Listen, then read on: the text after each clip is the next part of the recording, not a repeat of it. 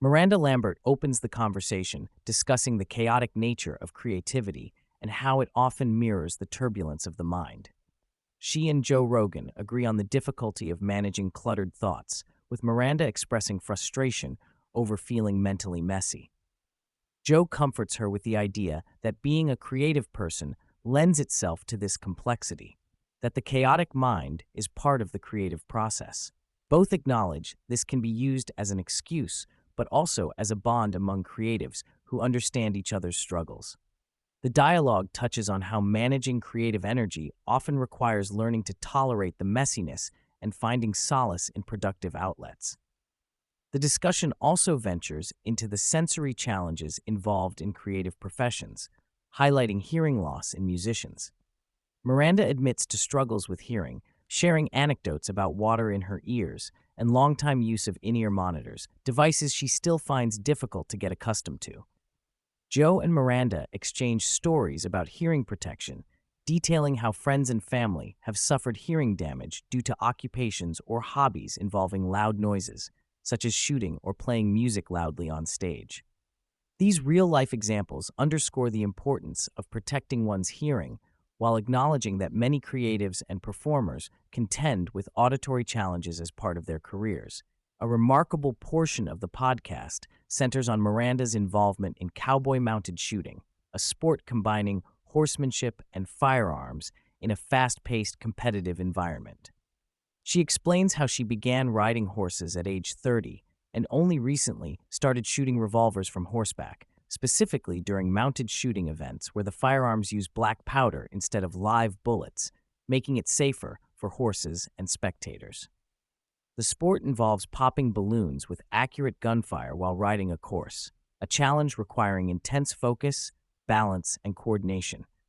Miranda describes her initial fear, exhilaration, and rapid addiction to this unique adrenaline rush, which is partly a mental break from the constant pressures of the music industry.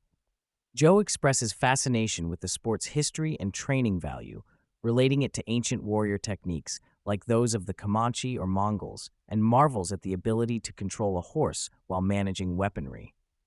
Miranda recounts being inspired by her friend Kendall Lassane, a 10-time world champion, who encouraged her to give it a try. They also discuss the mental clarity that comes from engaging in such focused physical activities.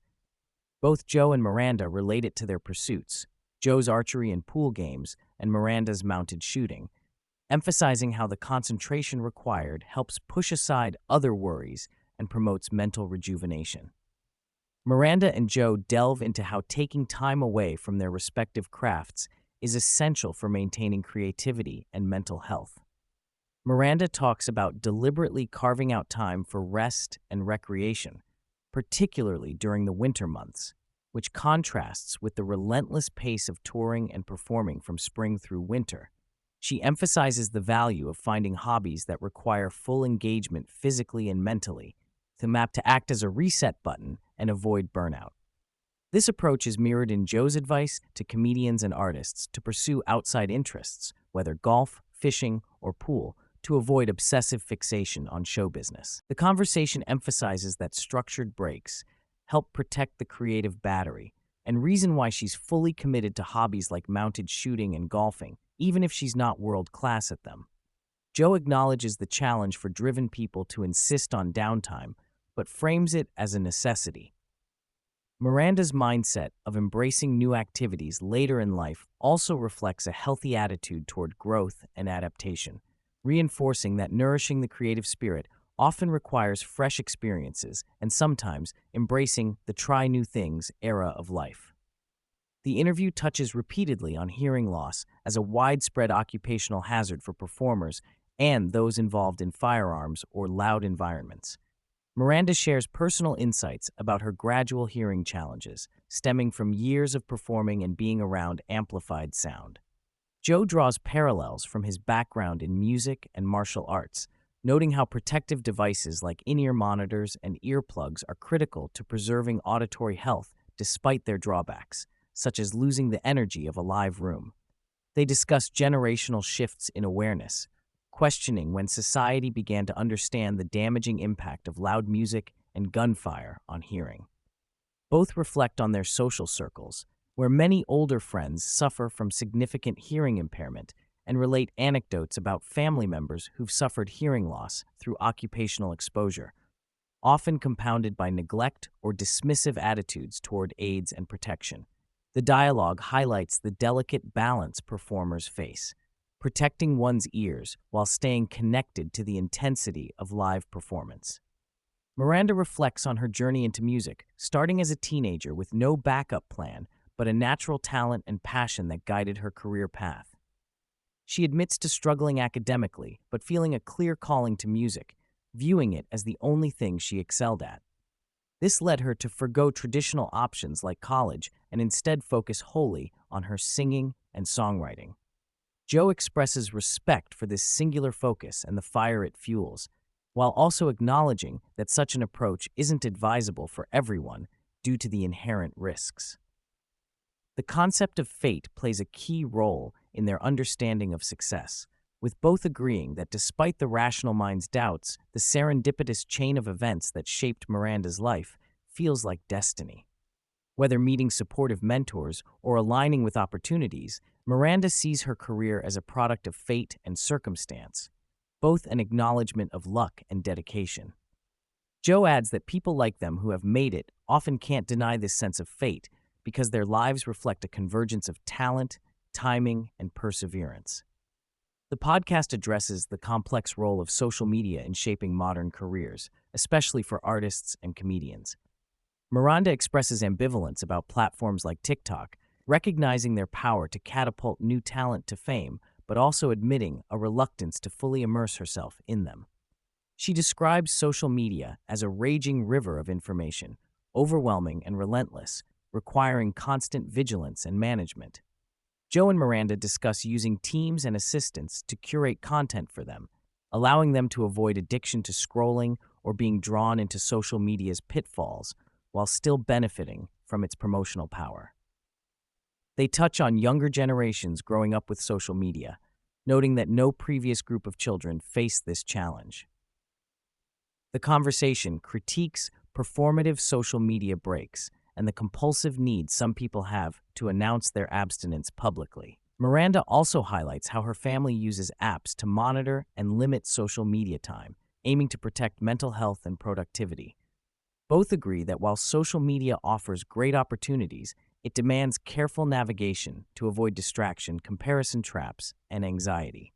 Investigating personal experiences and societal issues around focus and attention, Miranda and Joe discuss their own struggles with ADHD-like symptoms, calling it a superpower when harnessed properly.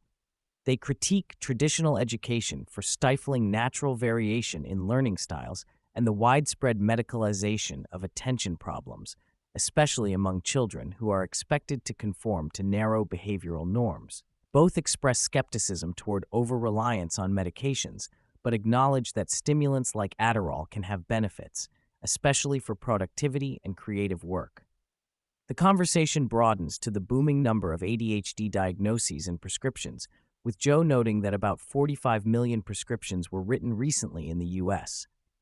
They explore alternative cognitive enhancers such as nicotine gum and nootropics like Alpha Brain, which some artists use to enhance focus.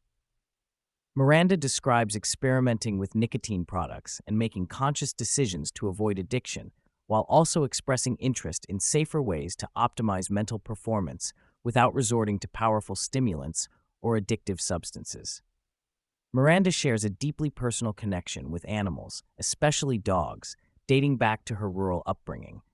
She co-founded the Mut Nation Foundation with her mother, a charity dedicated to animal rescue, advocacy for shelters, and promoting spaying and neutering. The organization raises millions of dollars to support shelters across the country by issuing grants, largely with a focus on adopt, don't shop. Miranda's passion for animals emerges as not just a hobby, but a heartfelt mission, intertwined with her upbringing and sense of responsibility as a public figure. Their discussion illustrates the complexity of animal rescue, addressing misconceptions about good and bad dog breeds, especially pit bulls, and the challenges faced by shelters inundated with dogs surrendered due to mismatched expectations. Miranda emphasizes the importance of educating potential pet owners about different breeds' requirements, the surrender crisis, and fostering empathy toward rescue animals. She describes her own household's mix of dogs, including seniors and those with special needs, and her insight into the transformation of wild animals into beloved pets through human care. The parallels between music and comedy are a recurring theme in the conversation. Both Miranda and Joe discuss the unique challenges involved in performing live, emphasizing that while comedians face particular nerve-wracking moments, musicians also undergo intense vulnerability on stage. Miranda recounts her own early experiences singing in bars and contests, learning to open up her personality beyond the music, a process aided by a supportive speech teacher in high school who helped her overcome shyness. Joe conversely describes starting comedy with severe fear despite his physical courage in martial arts, recognizing the emotional nakedness required to present jokes to strangers.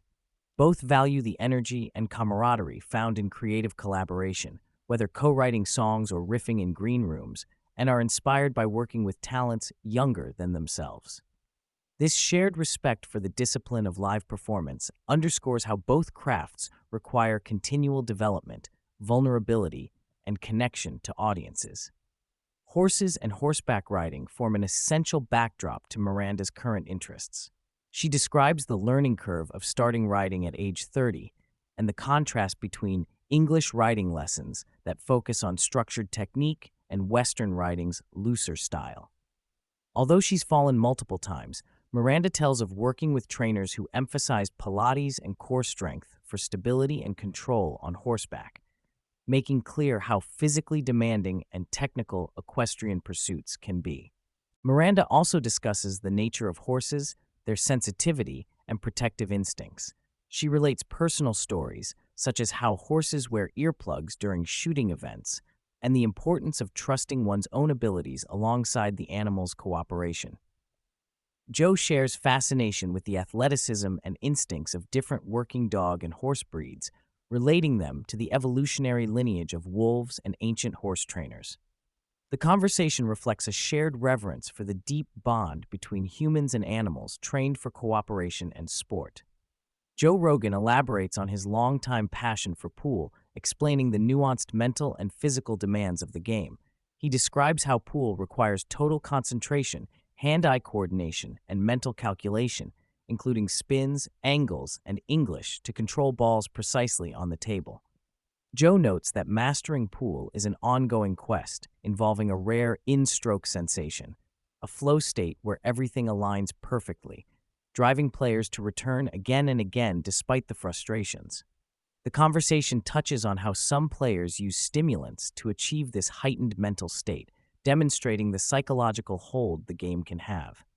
Joe shares stories of professional players whose addiction to reaching their peak performance leads to dependencies on drugs, a stark example of how concentration-heavy activities intersect with mental health challenges. Miranda relates, appreciating this idea, tying it back to her own need for active, engaging hobbies to maintain focus and clear-headedness. Finally, the podcast addresses the role of substances like alcohol and nicotine within creative and performance communities. Miranda is candid about her past drinking habits and her decision to reduce alcohol consumption for health reasons, recognizing the toll it took on her energy and recovery. Joe and Miranda discuss substance use culturally associated with performers, the way alcohol lowers inhibitions and brings people together as part of the party, but also how it can spiral into unhealthy patterns. They overlay this with a nuanced view of nicotine, discussing various delivery methods such as gum, lozenges, patches, and vapes, weighing their cognitive benefits against addiction risks. Joe explains nicotine's neuroprotective and nootropic properties, while both agree that traditional smoking and vaping deliver harmful chemicals that diminish overall health. The conversation adds perspective on stimulants like Adderall, their proliferation, and their double-edged potential for focus versus addiction, weaving a broader narrative about managing oneself amid the pressures and temptations endemic to creative professions.